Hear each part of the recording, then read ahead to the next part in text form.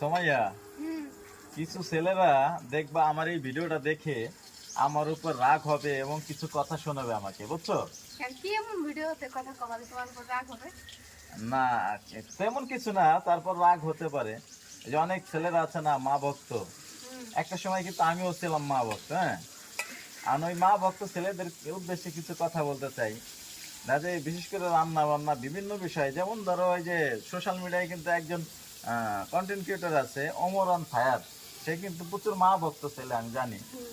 তার মায়ের অনেক বিভিন্ন প্রকারের প্রশংসা করে, এটাও আমরা দেখি শুনি।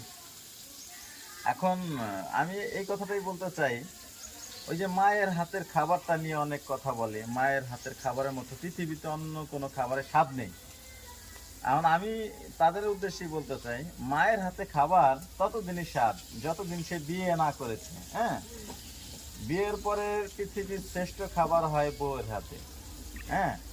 সে, ধরো আমি বিয়ে করেছি, এই যে পাঙ্গাস মাছটা আমার মায়ের হাতের খাবার, আমি কোনোদিন খাইনি, কিন্তু বউয়ের হাতের পাঙ্গাস মাছ এত স্বাদ লাগে, হ্যাঁ, যা আমি কল্পনায় কোনোদিন ভাবি নাই।